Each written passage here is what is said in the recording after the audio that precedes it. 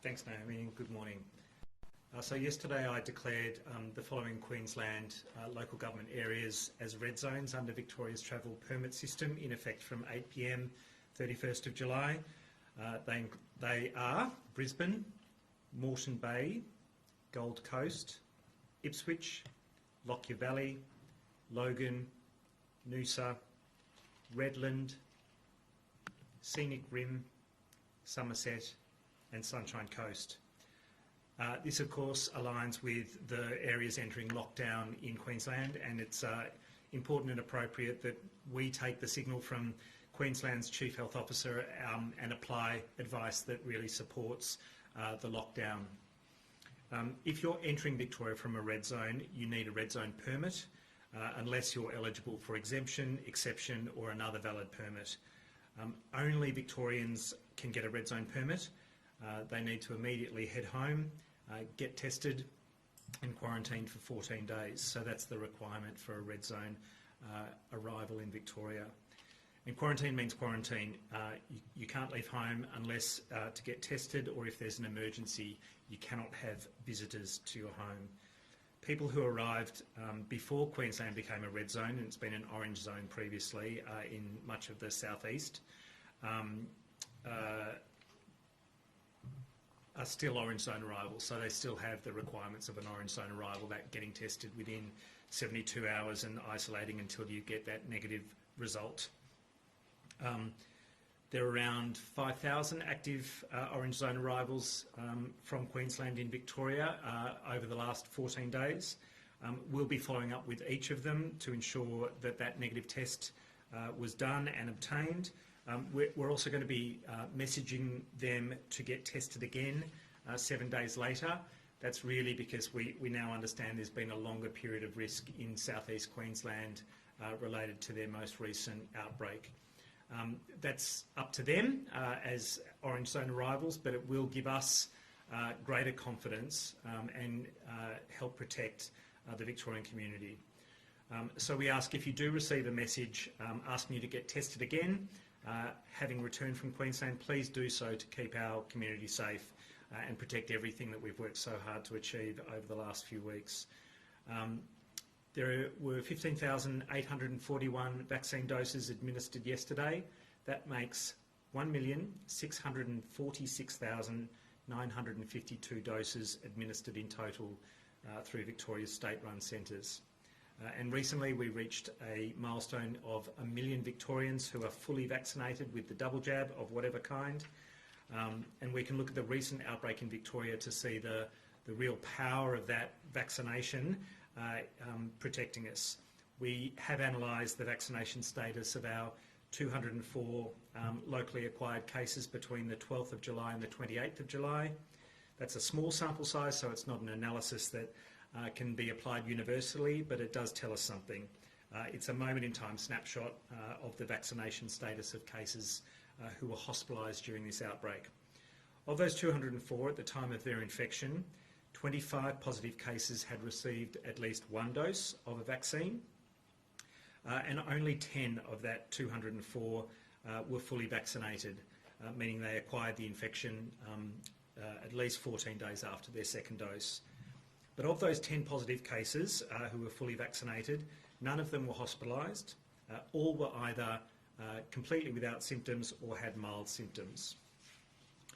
Of the 10 locally acquired cases in this analysis who were hospitalised, one was in their 90s, had one vaccine dose, one in their 80s, unvaccinated, one in their 60s, also unvaccinated, 3 in their 50s, 2 who'd had one vaccine and 1 who was unvaccinated, 1 in their 40s who was unvaccinated, 1 in their 30s unvaccinated, and 2 in their 20s who are unvaccinated.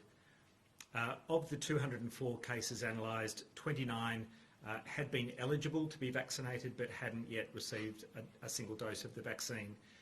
We know this vaccine works. We know not everyone is yet eligible, but again, to emphasise, for those who are currently eligible, and the 29 of the 204 who had that status in our most recent outbreak, it really is an additional protection to go out and get one vaccine and certainly to complete that vaccine schedule. We know it reduces your risk of getting COVID, but especially of getting very sick from COVID. And it's increasingly compelling evidence from around the world where hundreds of millions, indeed billions of vaccines have now been given globally. For example, in the United States, 163.9 million individuals are fully vaccinated. There have been 1,263 what are called breakthrough deaths, so deaths occurring in people who are fully vaccinated. That is around 1 per 130,000 individuals. So if you're a fully vaccinated individual, your risk of dying from COVID becomes exceedingly rare. So please, if you're eligible, step up and get that protection. And if it's time for your second dose, come back and get that full protection. As someone who's done both, it is an absolute relief to know that I'm as safe as I can be from the virus, and I'm part of a growing group of individuals who are getting that full protection in Victoria and banding together as a community to protect ourselves, our families, but the entire community. So that's it from me. Happy to take any questions. Why won't the Richmond apartment complex be publicly listed as a Tier 1 site? There's really no public interest in providing that information. This is like a household. We wouldn't provide information on individual households. We're addressing the risk there, letting everyone who's there know the actions that we're taking, and they're aware of exactly what they need to do. It doesn't serve them well to have the kind of scrutiny and interest on their private property. But surely being an apartment complex, you've got other people outside other than residents coming and going, whether that be food delivery, people. We've been contacted by a real estate agent who said they were there last week. So are they at risk? They're all being managed appropriately. Some of them may be at risk, and if they visited a place and we know that they're at risk by virtue of that, they'll be contacted. But otherwise, there's no need for that information to be made public. Can you confirm the exposure dates? We understand the positive case tested positive on the Monday. So then can you explain why residents weren't told until Friday, late Friday? I'll ask Naomi if she knows. I'm not sure if she's got that detail, but... Yeah. Obviously, with the red zones declared in South East Queensland, we understand there's Victorians, residents trying to get back, but also families of football teams that are in hotel quarantine. I think they come out on Thursday. What's the process for them if they've been in hotel quarantine to then re-enter Victoria? If they've been in hotel quarantine within South East Queensland, exactly. And they're just transiting through, then they're exempt in the sense that everyone who transits through and meets the transit requirements, mask wearing and only essential movements, for example, can come to Victoria. Again, as a red zone arrival, you need to be a Victorian resident. In terms of residents coming back, there was a 2-week pause on them coming back in, and that was due to be reviewed this week. Is that likely to change given the Sydney outbreak? And will there be any more nuance in that for residents that are still, I guess, effectively locked out of their state? Look, the situation in New South Wales hasn't materially improved. We can all see that. We will continue to review the epidemiology across New South Wales as for elsewhere, but no flagging of a change to the extreme risk zone designation for New South Wales at this point. And on Friday night, we had the Prime Minister come out and sort of give some estimates of what we're trying to get to with the vaccine of the 70 and 80%. I had 2 questions around that. One, how likely is Victoria, because there's that double key issue of getting the state and then the whole country, but how likely and soon can Victoria get to 70%? And what does that mean for AstraZeneca? We've seen ever-shifting advice on what to do, and I wondered what would your message be to Victorians in order to, I guess, get to that 70%? Yeah, certainly Victoria is as well placed as any other jurisdiction to get to that 70-80% threshold on a per capita basis. You know, number of vaccines given per 100,000. We are leading the big states, so we're doing very well in terms of our state-run capability in particular. Again, more than any other jurisdiction, I think, through state commission services through those vaccine hubs. But across the board, Aboriginal community-controlled health organisations, fantastic coverage. Our GPs across the state are doing very well as well. So we're as well placed as any of the big states, certainly. Some of the smaller jurisdictions are doing pretty well from a per capita coverage point of view. It is a bit logistically easier for the ACTs and Tasmanias of the world, but congrats to them. I think they'll lead the race to those figures. But Victoria's, going to do it as well as anywhere. So I think we'll be ahead of the average in Australia. On AstraZeneca, I've never changed my advice. It's always been to encourage people that the best vaccine that you can get is the one that's available for you now if you're eligible. Clearly, the risk has changed from a ATAGI's point of view, but I would emphasise that what the situation is in Victoria now can change.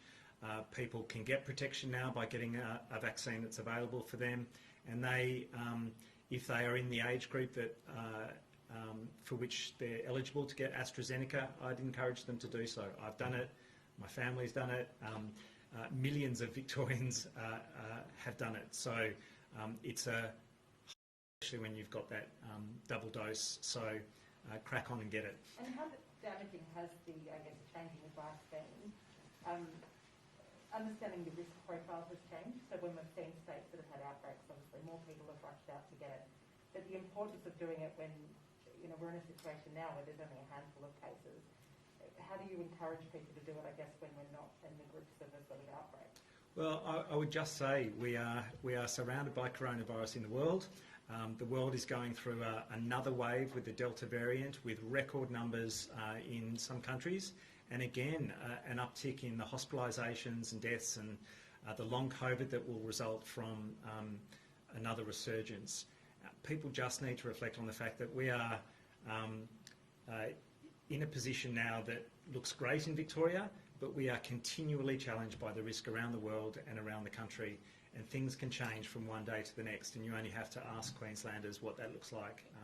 They've done the right thing in locking down. They will get on top of this, I'm sure, but it is a fragile situation with such a awfully infectious virus, but also one that causes very severe illness, especially for those who are yet to receive a vaccine.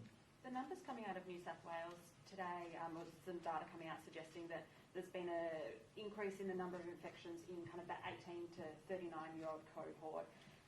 Is that a cohort that I suppose keeps you awake at night, a really highly mobile, unvaccinated cohort? And is there room to start kind of talking about shoring up the safety and the vaccination rates among that group? Yep, we want to move to opening up to that mobile working, including casual work age cohort as soon as possible. That is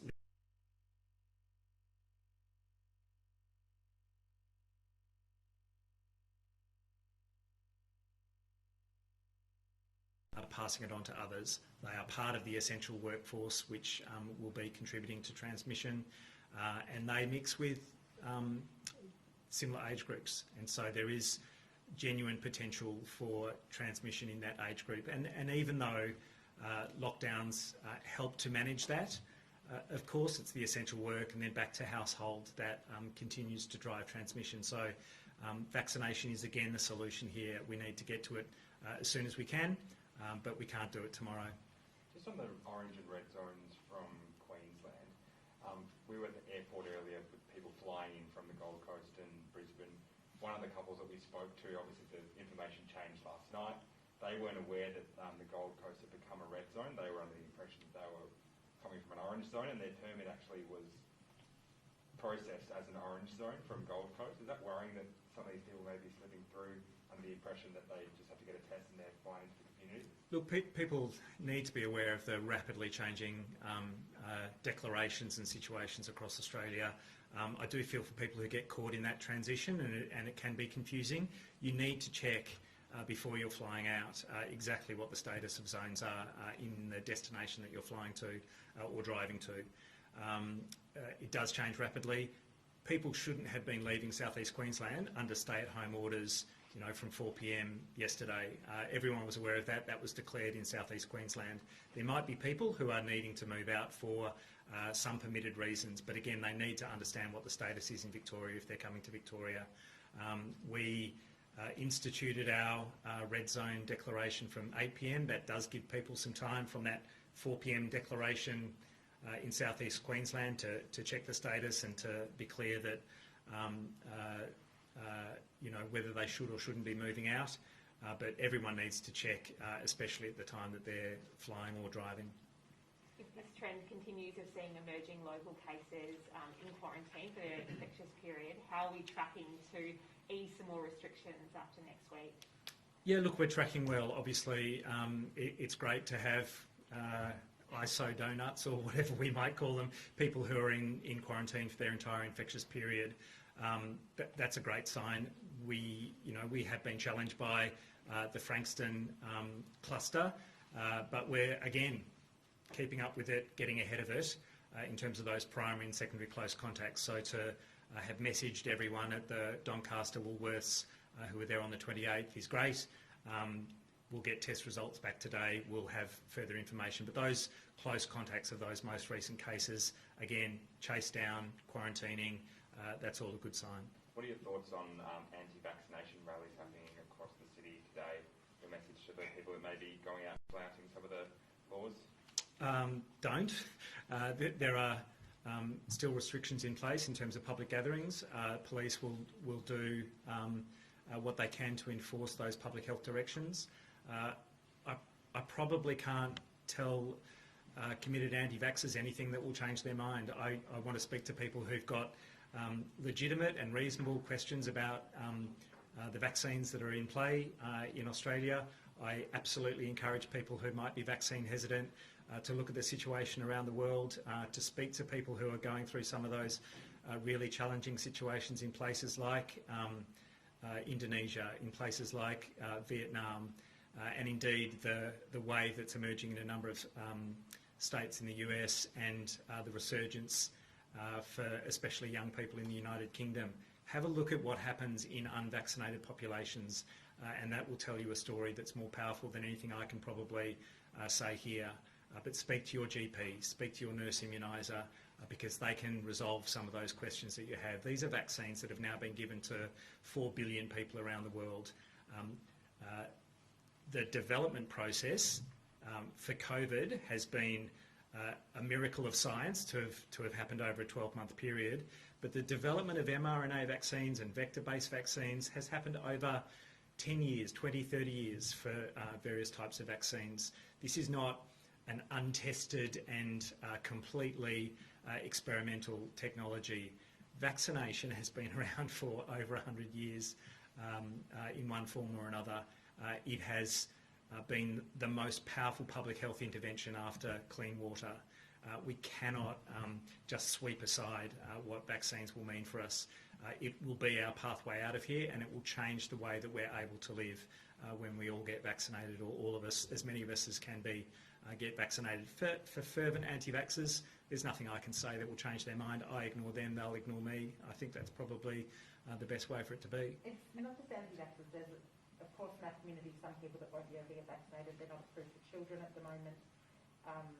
Pregnant women can have one but not the other. So when do we start to see changes coming in, do you think, around information on children and those trials, and that information coming in so we can boost it in the whole community? Yeah, it'll come. The TGA have obviously approved Pfizer for a younger age group. ATAGI will come out with its advice around what children, if any, they would recommend to be eligible to receive it from now or into the near future. They'll provide information. We will follow up and reflect that information in our public communications. But I'm assured when the TGA approves something, when ATAGI goes through its really rigorous process of providing advice to government on these vaccines, they will be precautionary, as we've seen from them. But when and if they recommend that, it'll be because they are absolutely satisfied that it's the right thing for kids to receive that vaccine. Same for pregnant women, as has been the case with the TGA approval and ATAGI's advice on that. People will rightly have questions about it. Some of that can be managed through mass communication, some of it can be managed through online information, but I think a lot of it needs to be that nuanced and back and forth with your trusted health practitioner, and that's the right approach. Question on current rules. We know that for people who need to go into someone's home, they can go in for work reasons, if you need a tradie or whatever. How does that apply? How do tutors fit into this? Are tutors allowed to kind of do that work from home if with school kids? Is that allowed? I'll come back to you on that. Some of those have some interpretive elements to it, but we can come back and provide some clarity. Thanks. Just with that household contact that pops up today from the Wallabies match at Amy Park, does it just show how important it is to have those secondary contacts isolating, and that this virus, it's lingering, and that's why there is those protective measures in place? Yeah, it absolutely does. And so, when we talk about getting ahead of it, that secondary close contact ring is exactly what allows us to get ahead of it. So when we contact those close contacts, we ask them about who's in their household, any other close contacts that they've had, and everyone goes into quarantine. And so when that close contact becomes positive, those secondary close contacts are already quarantining, and so they haven't been out in the community. And when we get those close contacts becoming cases, again, nothing of concern to the community, and it means that we'll get additional cases over coming days. They'll get fewer and fewer, but at some point in time, in the next week or so, we will run out of individuals who are close contacts who could test positive, and we will have those proper days of zero again. On the request for people coming from the Queensland orange zone to get tested on day 7. 7 days after a previous test. Yeah, sorry. Is it likely that you will make that a requirement rather than a request for orange zone permits? Is that something that might change? I don't think so. It's probably not proportionate to do so. We do encourage people to get tested again, especially if they're symptomatic, but that's always been our recommendation, obviously. But I don't think it's something that we would mandate when they came here with that understanding on an orange zone permit. All done. Thanks, everyone. Thank you.